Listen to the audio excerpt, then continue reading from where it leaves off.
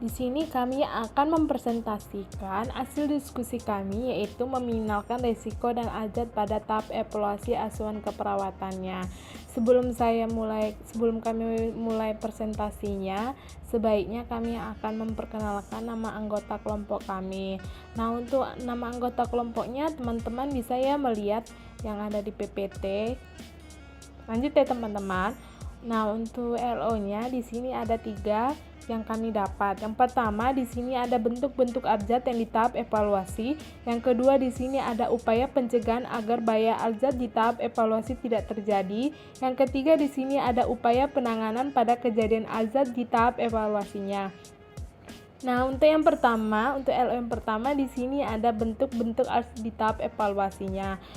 Nah, untuk yang bentuknya di sini ada mendokumentasikan asuhan keperawatan yang kurang data dalam bentuk berupa selayaknya kelalaian perawat yang lupa mengkonfirmasikan dalam dokumentasi asuhan keperawatan sehingga yang tertulis dengan yang telah dilaksanakan kepada pasien tidak ada dalam dokumentasi. Yang kedua di sini ada meminimalkan risiko dan azab pada tahap evaluasi asuhan keperawatannya. Evaluasinya mengacu pada penilaian, tahap dan perbaikan. Jika pada saat ini melakukan evaluasi, perawat menemukan tindakan atau kejadian yang salah, maka hanya hal tersebut dapat segera diperbaiki agar dapat menjaga keselamatan pasien. Untuk LO yang selanjutnya yaitu upaya pencegahan hazard pada evaluasi asuhan keperawatan. Upaya mencegah dan meminimalkan risiko dan hazard pada evaluasi asuhan keperawatan dilakukan untuk menilai sejauh mana intervensi dan implementasi yang diberikan berhasil dalam perkembangan kesembuhan pasien. Lalu ada beberapa cara untuk mencegah dan mengurangi risiko hazard. Cara yang dapat dilakukan untuk mencegah risiko dan hazard dalam evaluasi asuhan keperawatan. Yang pertama, identifikasi sumber bahaya yang mungkin terjadi saat menyusun evaluasi keperawatan. Dapat dilakukan dengan mempertimbangkan kondisi dan kejadian yang dapat menimbulkan potensi bahaya baik pada klien maupun kepada diri perawat sendiri. Lalu yang kedua ada memperhatikan setiap perkembangan atau respon yang ditimbulkan oleh klien setelah selesai melakukan tindakan keperawatan. Baik, selanjutnya untuk upaya penanganan pada kejadian hazard di tahap evaluasi, yang pertama ada upaya pengendalian bahaya fisik.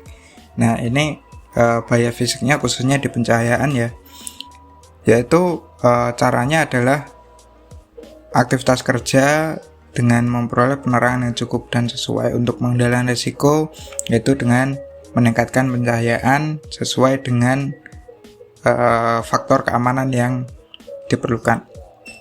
Setelah itu ada upaya pengendalian bahan kimia atau desinfektan, yaitu aktivitas kerja memperhatikan tanda-tanda peringatan yang ada di area kerja dan memperhatikan penggunaan bahan kimia sesuai dengan prosedur yang ada. Setelah itu yang ketiga, upaya pengendalian bahaya biologi. Nah, ini terkaitannya dengan penyakit AIDS, kemudian ada hepatitis A, hepatitis B, dan tuberkulosis. Dan untuk saat ini ada juga penyakit yang sedang hype saat ini adalah COVID-19, yaitu aktivitas kerjanya melakukan perawatan pada penyakit atau penderita penyakit menular adalah menggunakan APD yang sesuai dengan cara atau SOP yang dianjurkan. Selanjutnya, upaya pengendalian bahaya ergonomi ya, yaitu aktivitas kerja memahami SOP atau SPO dalam melakukan pekerjaan agar tidak melibatkan atau mengakibatkan lemah fisik dan sendi akibat pekerjaan yang dilakukan secara berulang. Hal ini sebenarnya lebih masuk apabila kita membahasnya tentang posisi pekerjaan ya. Yang terakhir, yang keempat, upaya pengendalian bahaya psikososial.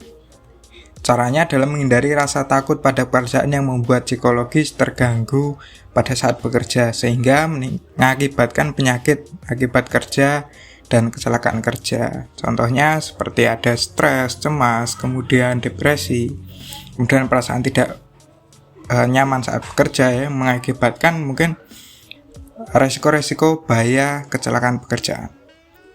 Selain itu, ada juga cara yang dapat dilakukan untuk mencegah resiko dan hazard dalam evaluasi asuhan keperawatan, yaitu caranya adalah identifikasi sumber bahaya yang mungkin terjadi saat menyusun evaluasi keperawatan. Jadi kita identifikasi dulu apa sih yang mungkin menjadi bahaya saat kita menyusun evaluasi keperawatan. Setelah kita tahu bahaya-bahayanya apa saja, kita hindarkan pada saat perawat itu melakukan evaluasi, kita hindarkan dari resiko bahaya tersebut. Dapat juga dilakukan dengan mempertimbangkan kondisi atau kejadian yang dapat menimbulkan potensi bahaya baik pada klien maupun pada diri perawat sendiri. Ya, ini daftar pustaka yang kami kutip. Dan kurang lebihnya kami ucapkan mohon maaf dan terima kasih sudah menonton video ini. Like apabila Anda suka dan dislike aja kalau nggak suka. Dan sampai jumpa di video selanjutnya.